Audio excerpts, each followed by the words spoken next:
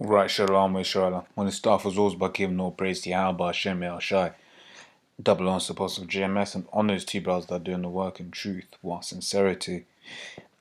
Just gonna do a quick one on this. I remember brother basically mentioned this before a while back about weeds, right? And how actually weeds are actually good for they're actually a good thing, right? And I'm just gonna get some scriptures on that as well. But when you read some of these things, it says some lawn and garden weeds bring nutrients and water from deep in the soil and down from the air, and subsequently make them available to microbes and plants. So basically, the weeds are there as a mechanism of basically helping to send nutrients, build, basically add nutrients to infertile soil.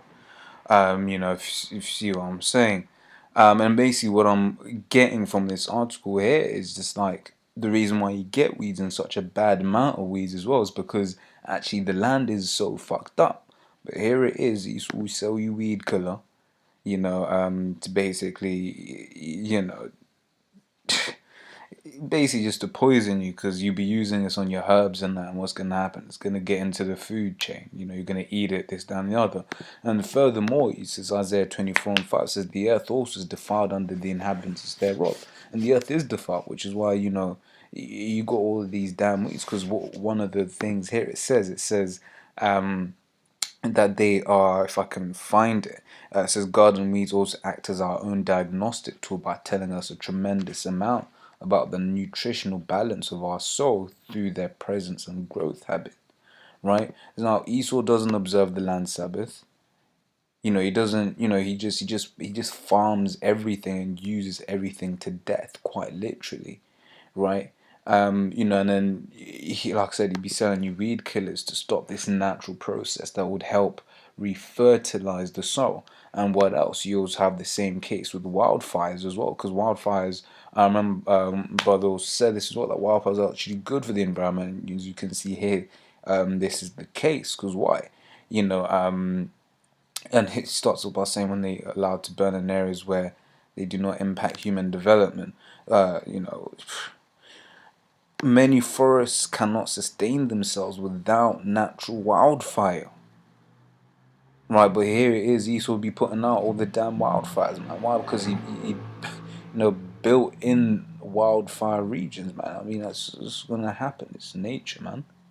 And I believe, if my memory serves me well, that's actually what some of the some of the tribes down there in the Amazon do. They'll use a patch of land, and then they'll basically, once they're done in that place, they'd burn it, and then they'd move on, right? Really and truly, they're probably through the spirit still observing the land Sabbath in some kind of way, because they know you ain't supposed to work the land to death, unlike Esau. And that's why it says the earth is also defied under the inhabitants thereof, because they have transgressed the laws. And like I said, you transgress the laws, the land Sabbath is there for a reason. That's why everyone's all sick and all messed up. Not to forget that Esau's also polluting the damn air we breathe as well. So he's tackling everyone, and he's polluting the own air he breathes. He's tackling not only Jake, but mainly Jake. He's tackling everyone with, just by killing them all, right? And this is Sirach 39:16. It says, all the works of Yahweh are exceeding good, and whatsoever he commandeth shall be accomplished in due season. Right? And everything that the Most High has made, and everything that the Most High does is exceeding good. Right? It says, and none may say, what is this? Wherefore is that? For at time convenient they shall all be sought out. At his commandment the water stood as a heap, and at the words of his mouth the receptacles of waters. Right? Yeah, I mean, and the point I wanted to get in there says all the works of Yahweh are exceeding good. Because you might be looking, and growing up in this country, it's like, you'd be thinking, why the hell why did the Most High make weeds? It's like, what's the point of that? Why does the Most High allow forest fires? What's the point of that? But when you actually, look into it and actually see that the Most High made it for a purpose. Why? Because when you read Proverbs 11:1 says a false balance is an abomination to the Lord, right? So basically, what all these weeds are is helps to balance out, the nutritional value of the soil. Because like I said here, it brings up the good soil, because the what you call it, weeds can have longer roots, so it'll bring it up to the top. And then it says it, when they die, and then that further nutrient puts nutrients into the what do you call it, into the soil as well. So the Most High has created this, in perfect harmony, right? Harmony. In fact, let's look up that word harmony, right? Agreement, accord, fellowship, cooperation, synthesis, concord. Yeah, that's the one. I expected that to be there. Balance. The Most High has created this whole world in perfect balance, just like your body. Your body is in perfect balance, and if it's not, something will happen to you to show you that your body is not in perfect balance. Your homeostasis, I believe it is, when your body is maintained. Well, basically, several levels are maintained at certain levels. Like your temperature, your core temperature is only ever supposed to be, I believe they say, 39 degrees Celsius, right? And what happens if you get too hot? Your veins come up to the top near the skin so that you can radiate more. You start sweating. If you're too cold, what do you call it? The veins and stuff, they go closer to the body so that you don't lose as much heat. And it's the same with everything wherever you look. The Most High, made everything in perfection.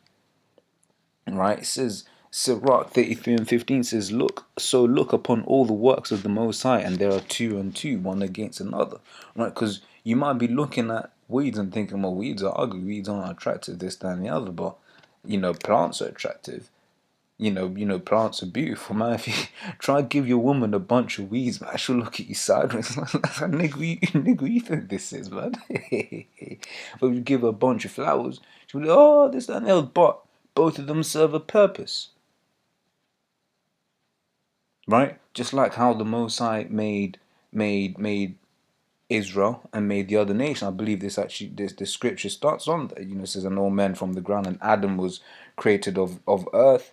In much knowledge the Lord divided them and made their ways diverse. Right? Some of them hath he blessed and exalted, and some of them he sanctified and set near himself. But some of them hath he cursed and brought low and turned out their places.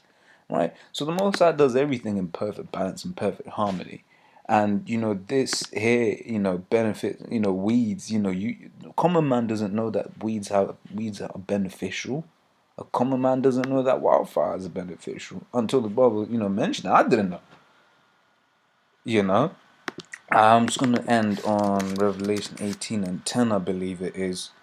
Right, no, not 18:10.